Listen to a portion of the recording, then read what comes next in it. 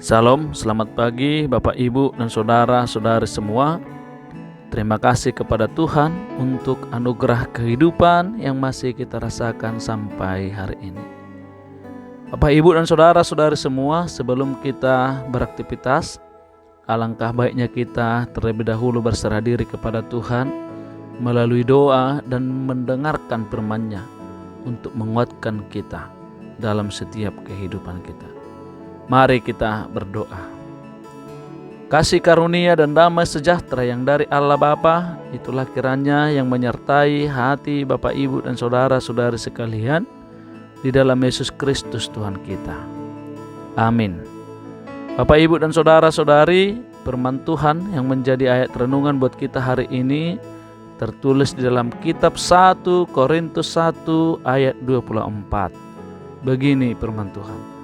Tetapi untuk mereka yang dipanggil, baik orang Yahudi maupun orang bukan Yahudi, Kristus adalah kekuatan Allah dan hikmat Allah. Tetapi untuk mereka yang dipanggil, baik orang Yahudi maupun orang bukan Yahudi, Kristus adalah kekuatan Allah dan hikmat Allah.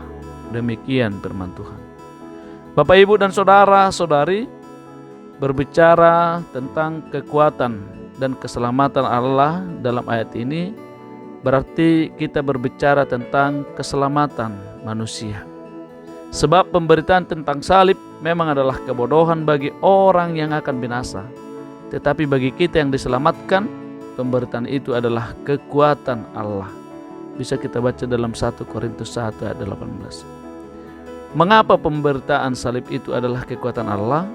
Sebab di balik penderitaan salib itu ada sosok pribadi Yesus Kristus. Salib tanpa Kristus memang suatu kebodohan, dan pemberitaan salib yang demikian adalah kesia-siaan.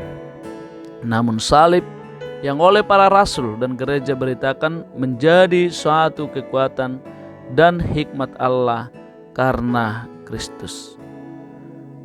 Sehingga pemberitaan salib adalah pemberitaan Kristus, yaitu menyalurkan kekuatan Allah kepada setiap orang sehingga dia bisa diselamatkan. Kristus yang menyelamatkan ini diberitakan baik secara lisan dan tulisan menjadi Injil yang menyelamatkan. Bapak Ibu dan saudara-saudari, Kristus adalah hikmat Allah. Hikmat Allah berbicara tentang bagaimana Allah menyelamatkan manusia. Bagaimana Kristus menjadi hikmat bagi manusia. Dalam ayat ini melalui Rasul Paulus menuliskan, tetapi oleh Dia kamu berada dalam Kristus Yesus, yang oleh Allah telah menjadi hikmat bagi kita. Ia membenarkan dan menguduskan dan menebus kita. 1 Korintus 1 ayat 30. Kristus yang menyelamatkan manusia dengan hikmat Allah, yaitu dengan cara menebus, membenarkan dan menguduskan kita. Allah menebus manusia dari tangan si iblis dengan kematian Kristus di atas kayu salib, sehingga dosa itu dikalahkan. Bapak Ibu dan saudara-saudari, ini yang menjadi kekuatan dan pegangan bagi kita, bahwa dalam setiap iman kita, dalam setiap kepercayaan kita, dan kita semua orang-orang yang telah dipanggil, baik suku apapun, baik umat apapun, bahwa kita memiliki satu kekuatan, yaitu Kristus. Dan Allah menjadi hikmat bagi kita. Hendaknya dalam setiap hidup kita, dalam setiap tindakan kita, kita yakin, kita percaya sepenuhnya, berserah di dalam Dia, bahwa hanya Dialah kekuatan kita dalam menjalani atau menghadapi setiap perubahan-perubahan zaman. Kita tetap mengingat bahwa hikmat yang kita andalkan adalah hikmat Allah. Sebab Kristus itu adalah hikmat bagi orang-orang percaya. Kiranya kita semua semakin terberkati, semakin memegang iman kita, dan selalu memegang percaya bahwa Kristus itu adalah kekuatan dan hikmat bagi kita. Amin. Kita berdoa. Terima kasih Tuhan telah mengingatkan kami saat ini bahwa Kristus itu adalah kekuatan. Engkau adalah kekuatan dan hikmat bagi kehidupan kami.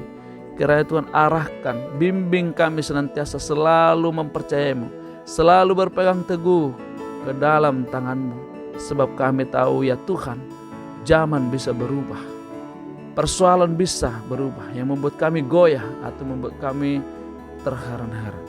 Tetapi satu hal yang harus kami ingat, bahwa kami kuat di dalam Engkau, bahwa menghadapi setiap perjalanan zaman ini, perjalanan kehidupan ini, hikmat Tuhan yang harus kami andalkan. Berkati kami senantiasa Tuhan, untuk selalu berpegang teguh di dalam Engkau, di dalam Yesus Kristus kami berdoa mengucap syukur. Amin. Anugerah Tuhan kita Yesus Kristus dan kasih Allah Bapa dan persekutuan Roh Kudus kiranya menyertaimu sekalian. Amin.